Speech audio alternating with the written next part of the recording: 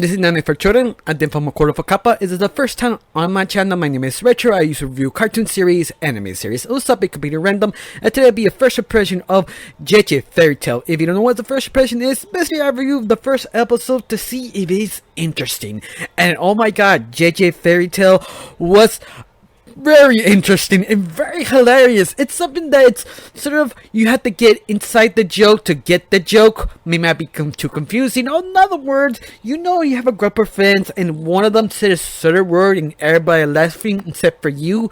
You don't know why, because you have to be there to get the joke. Yeah, that's the type of show it is, because this show is very cheap, very nasty, very delivery being bad, because that is the joke. Yeah, I love it because they're cheap about everything. Even the characters are moving like sort of South Park, but they usually do that because to be more cheaper.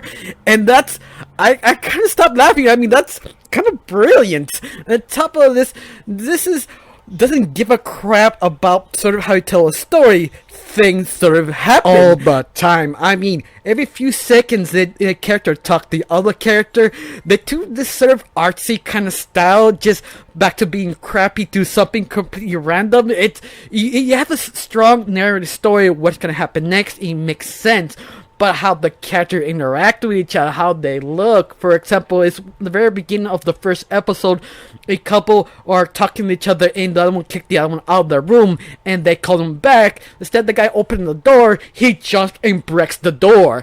There is no common sense. Why you need to break the door?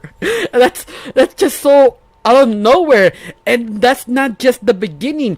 Every little seconds, every character does something very unique and odd that grabs your attention. You just asking why that character need to do that, or you just busting your gut because that was so creative and dumb, and I love it.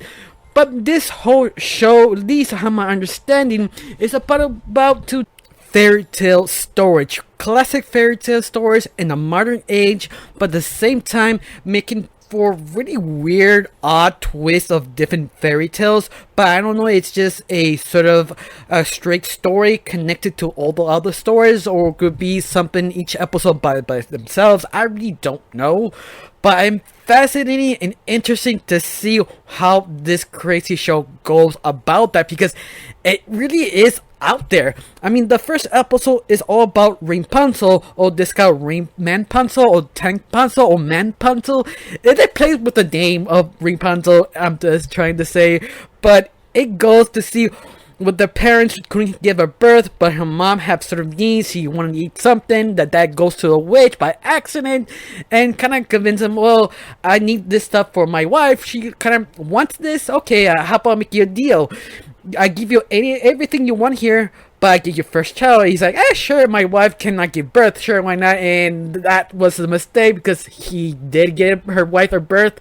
So now he regretting it, that he become a sort of a vegetable. I mean, it's kind of weird, but that's the thing that grabs your attention. Is things just change automatically, and on top of all this, the show is nasty. I mean, really, really nasty. It's something like a better scene between Ren Stimpy. If you've seen those shows, you know what I mean, nasty. I mean, the point is that you want to throw up. I thought the first episode, in the middle of the series, when Manpunzel reappears and trying to pick up her stepmom to inside the castle, she does something nasty that I won't mention because I can't think about it because I want to throw up kind of level. But once more, that's probably the bad thing about that. It's just the sort of non-stop nastiness.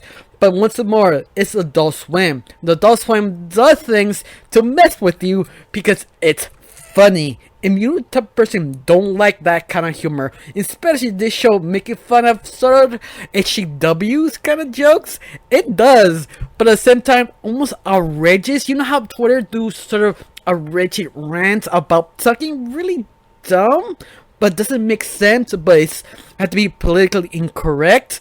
They make fun of that, but the way it's just kind of Twitter way storytelling. I mean, it just ramps up really high. Like, there are Manpunzel trying to bring down his hair and pick up the princess up, But she started complaining, well, I'm a witcher, where's my special needs? Oh, you think I'm not gonna sue you? Like, what the hell? What's going on? But what's more, this show does something to you. I mean, this is not for the weak. If you are ready to watch this first episode, if you've seen it, tell me, what do you think about this? Because this show, oh my god, it's got to me. I want to see the next episode. I'm wondering if you have a sort of a connection to the next episode, because how it ends up on the end of the episode that Rapunzel kills her stepmother, but not really. She's still alive. But once more, I don't know if this is a continuing story. Each episode would happen after that, or it could be just a sort of the next fairy tale of Three Little Pigs or the Big Bad Wolf or whatever. That's something I'm not sure of, but it's interesting. I don't know if you enjoyed it, you're watching, comment down below. I got nothing else to say. Just thank you for watching. Don't forget to subscribe and have a wonderful day. Bye.